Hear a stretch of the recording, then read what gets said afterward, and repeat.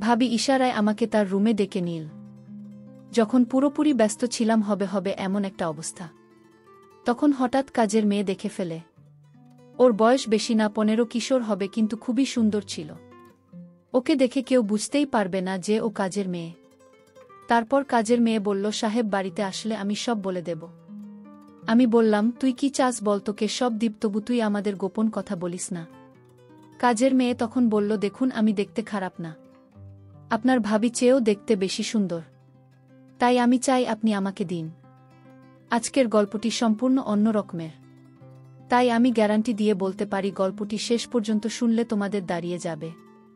তাই ভিডিওটা শুরু থেকে শেষ পর্যন্ত দেখার অনুরোধ রইল। তাহলে কথা না বাড়িয়ে এবার আসল ঘটনা বলি। আমি 24 বছরের যুবক, বড় একটা ওষুধ কোম্পানিতে মেডিকেল রিপ্রেজেন্টেটিভের চাকরি করতাম। চাকরির কারণে আমাকে অনেক সময় ডাক্তারদের ভিজিট করতে হতো। একদিন বড় শহরের নামকরা একজন হার্টের ডাক্তারের চেম্বারে গেলাম তাকে ভিজিট করতে। তখন ডাক্তার এক রোগীকে দেখতে ছিল। আমি সেখানে বসে ডাক্তারের জন্য অপেক্ষা করতে লাগলাম। আমি বসে ডাক্তারের সহযোগীর সাথে গল্প করতেছিলাম। তখন প্রায় রাত 8টা বাজে। এমন সময় এক সুন্দরী মহিলার সাথে একটা 15 বছরের মেয়েকে নিয়ে ডাক্তারের চেম্বারে ঢুকতে দেখলাম। পরে জানতে পারলাম মেয়েটি মহিলার কাজের মেয়ে, মহিলার বয়স 27-28 হবে। দেখতে অনেক লম্বা আর খুবই সুন্দরী, যে কোনো ছেলে দেখে তার প্রতি দুর্বল হয়ে পড়বে। আমি তার দিকে চেয়ে রইলাম। সে একটা হাত কাটা চিকেন কাপড়ের জামা পরেছিল।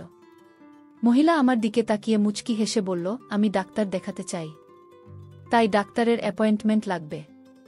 ডাক্তারের সহযোগী ফাইল চেক করে বলল, আপনাকে 4 দিন পরে আসতে হবে, এর আগে কিছুতেই সম্ভব না।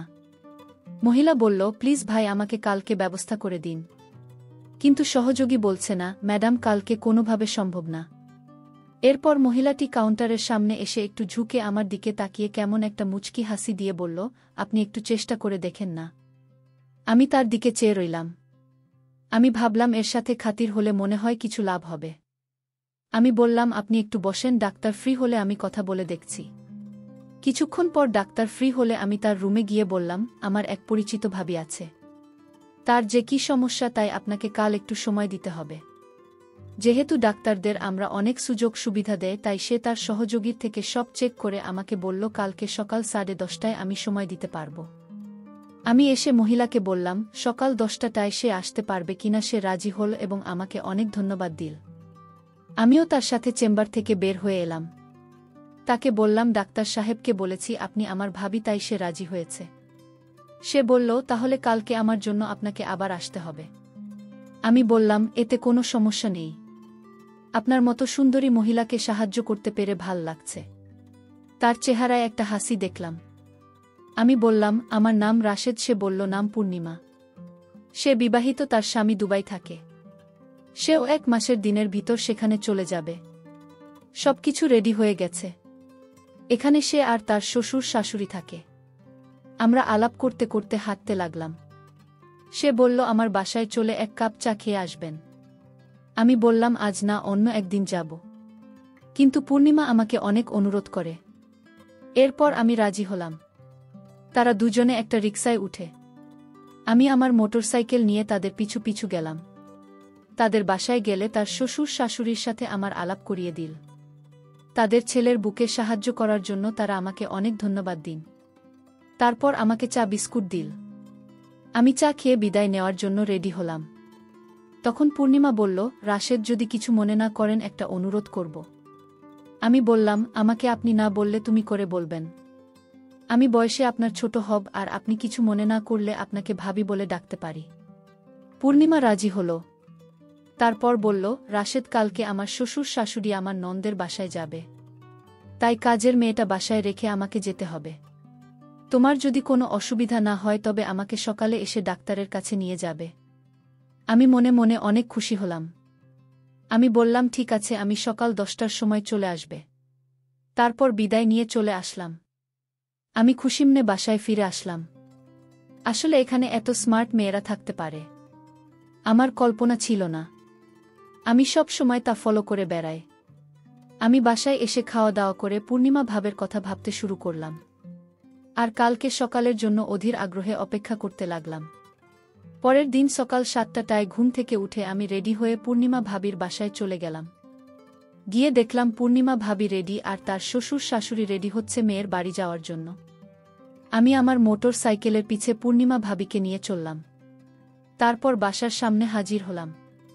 আমি একটু লজ্জা পেলাম, জানি না পূর্ণিমা ভাবি কি ভাবছে আমার সম্পর্কে।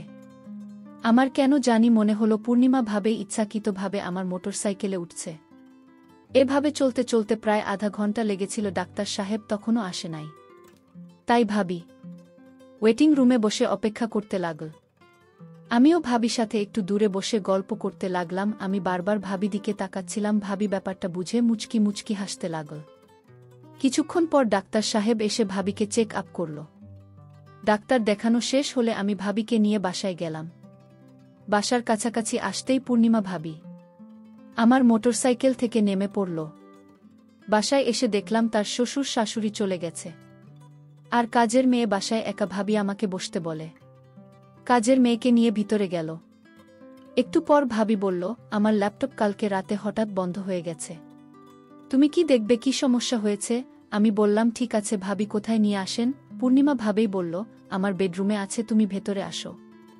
আমাকে বেডরুমে নিয়ে তার লাগত দিয়ে বলল, তুমি দেখো কি সমস্যা হয়েছে, আমি একটু কাজ করে আসছি। কাজের মেয়েকে বলল, আমাকে চা দিতে। আমি ল্যাপটপ অন করে স্ক্যান করে ভাইরাস মুক্ত করে দিলাম। তারপরই স্টার্ট করে দেখলাম ঠিকমতো কাজ করছে। আমি তখনও ল্যাপটপ নিয়ে ঘাটাঘাটি করছি। প্রায় 20 মিনিট পর পূর্ণিমা ভাবি আসলো। আমি তার দিকে তাকিয়ে অবাক হয়ে গেলাম। তারপর পূর্ণিমা ভাবে আসলো।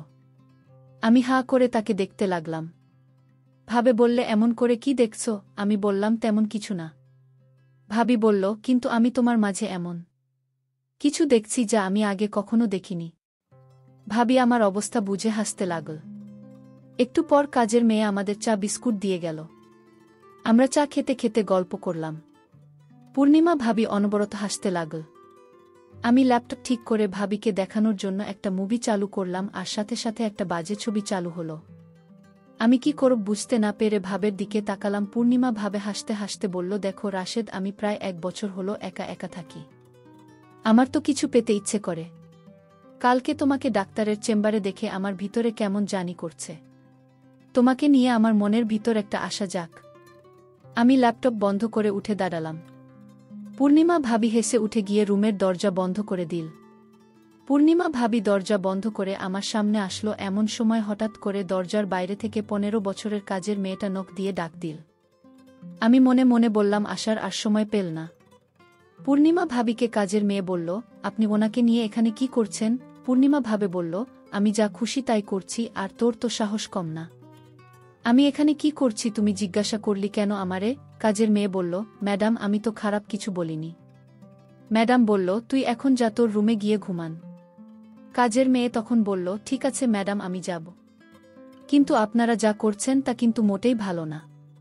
সাহেব বাড়িতে আসলে আমি সব বলে দেব। কাজের মেয়ের মুখে সব কথা শুনে আমার মেজাজটা খুব খারাপ হলো। আমি বললাম, এই ছোটলোক, আমি এখানে কি করছি?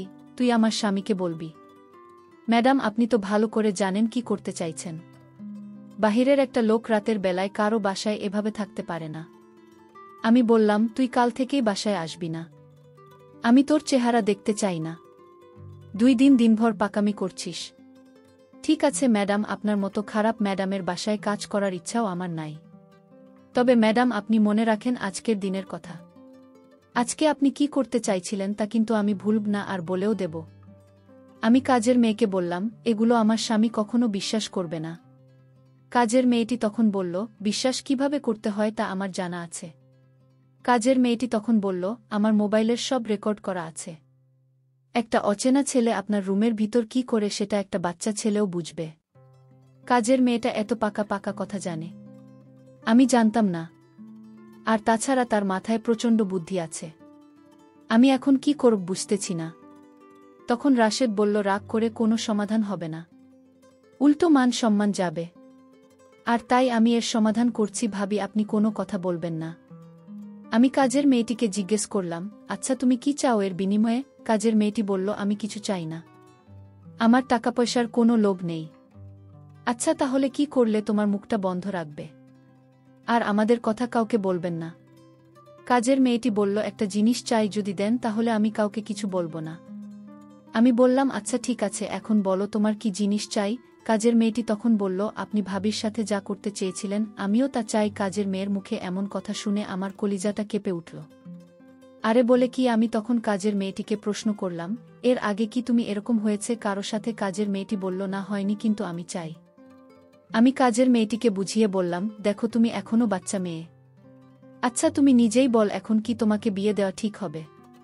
কাজের মেয়েটি বলল, আমার পাশের বাড়ির বান্ধবী, সে আমার থেকে 2 বছরের ছোট, তার যদি বিয়ে হতে পারে তাহলে আমার হতে পারে না। আমি কাজের মেয়ে। প্রত্যেকটা কথা শুনে অনেক অদ্ভুত লাগছে। আমি তখন কাজের মেয়েটিকে ধমক দিয়ে বললাম, তুমি যেসব বলছো তোমার কি ভয় করছে না? ভয় করবে কেন? বন্ধুরা, ভিডিও মাঝখানে একটা কথা বলতে চাই, আমি তোমাদের আনন্দ দেওয়ার জন্য রাত জেগে খুব কষ্ট করে ভিডিও বানাই। তাই তোমাদের কাছে অনুরোধ থাকবে, অবশ্যই এই ভিডিওটি দেখে একটি লাইক করবে এবং চ্যানেলটি সাবস্ক্রাইব করে পাশে থাকবেন। আজকাল তো এসব বিষয় পানি ভাত। আরে বলে কি? আচ্ছা ঠিক আছে, আমি যদি তোমার কথা রক্ষা না করি তাহলে তুমি সব বলে দেবে, তাই তো যদি আপনি আমার কথা না রাখেন তাহলে আমি অবশ্যই বলে দিব, এতে আপনার সমস্যা হবে আর ম্যাডামের সমস্যা হবে। আমি তখন কাজের মেয়ের সাথে কথা বলে পারছিলাম না, আর তাই তার প্রস্তাবে আমি রাজি হলাম। পূর্ণিমা ভাবি বলল, আপনি কি বলছেন? ওইসব কি পারবে আপনার সাথে? আপনি কি পাগল হয়ে গেছেন নাকি? আমি বললাম, দেখো ভাবি, ওর মুখ চাপা দেওয়ার জন্য এছাড়া আমাদের অন্য কোনো উপায় নেই। সে পারুক না পারুক সেটা তার বিষয়, আমি চেষ্টা করে দেখতে পারি। ঠিক আছে, আপনি যা ভালো মনে করেন তাই করেন, পরে সমস্যা হলে আপনি বুঝবেন, সেই চিন্তা তোমার করতে হবে না, আমি সব সামলে নেব।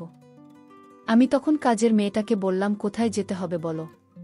কাজের মেয়েটি বলল, এই ভাষায় আরও একটি রুম আছে, যে রুমে আমি রাতে একা থাকি সেই রুমে। কোথায় সেই রুম? কাজের মেয়েটি বলল, আসুন আমার সাথে। আমি কাজের মেয়ের পিছু পিছু গেলাম। তারপর সে যে রুমে থাকে সেই রুমে আমাকে নিয়ে গেল। আর পূর্ণিমা ভাবি বলল, আপনি যান, চিন্তা কইরেন না, আমি আছি বারান্দায়। আমি পূর্ণিমা ভাবিকে বললাম, ঠিক আছে, আপনি বারান্দায় থাকেন। তারপর কাজের মেয়ের রুমে ঢুকলাম। কাজের মেয়ে বলল, আপনি অনেক সুন্দর দেখতে। আমি বললাম, তাই? কাজের মেয়েটি তখন দরজাটা লক করে দিল। আমি বললাম, দেখো দরজাটা লক করে ঠিক করেনি। সে বলল, উত্তম কাজ করেছি। কাজের মেয়েটি তখন বলল, আপনার সাথে হওয়ার আগে আপনি আমার হাতের তৈরি করা 1 কাপ চা খাবেন। আমি বললাম, চা খেলে মন ভালো থাকে, তুমি চা বানালে আমি অনেক খুশি হব। আমার জন্য চা বানিয়ে এনে আমার চা হাতে তুলে দিল। তারপর আমি বললাম, তুমি চা খাবে না? কাজের মেয়ে বলল, আমি চা খাই না, আপনি খান। আমার চায়ের প্রশংসা সবাই করে, আপনিও করবেন আশা করি। তারপর আমি চা খেতে শুরু করলাম, আর কাজের মেয়েটি আমার দিকে অন্যরকম দৃষ্টিতে তাকিয়ে রয়েছে। আমি চা খেতে আমার বুকের ভিতরটা মনে হচ্ছিল পুড়ে যাচ্ছে। আমি ভাবছি হয়তো গরম চা এমনি হতে পারে। কাজের মেয়েটির হাতে আরও একটি চা দেখতে পেলাম, আর সেই চা ম্যাডামকে দিয়ে আসলো। কাজের মেয়েটি যখন চা নিয়ে ঘর থেকে বাহির হলো তখন আমার বুকের ভেতর জ্বালাপোড়া করছিল। ম্যাডামের কাছে জানিয়ে যেতেই ম্যাডাম বলল, তোর কাজ শেষ হয়েছে? কাজের মেয়ে বলল, না, এখনো শুরু করিনি। ম্যাডাম বলল, চা দিয়ে তাড়াতাড়ি যা। এদিকে ম্যাডাম চা খেতে শুরু করল। আমি আমার রুমে গিয়ে দেখি রাসের চা খেয়ে মরে পড়ে আছে। আমি এটাই চেয়েছিলাম। আমি কাউকে খারাপ কাজ করতে দিতে পারিনি। যে কাজ আল্লাহ পছন্দ করে না তারা সেই কাজ করে। আমি তাদের দুজনকেই শেষ করে দিয়েছি। আমার মনের ভিতর খারাপ উদ্দেশ্য ছিল না। আমার উদ্দেশ্য ছিল এই 2 জন খারাপ মানুষকে শেষ করা। গল্পটি যদি তোমাদের ভালো লাগে থাকে তাহলে ভিডিওটিতে একটি লাইক দিও। আর তোমরা যদি এরকম মজার ভিডিও পেতে চাও তাহলে দয়া করে আমার চ্যানেলটি সাবস্ক্রাইব করো। সবশেষে তোমাদের সকলের দোয়া কামনা করি। আর ধৈর্য ধরে ভিডিওটি দেখার জন্য তোমাদের সকলকে অনেক অনেক ধন্যবাদ।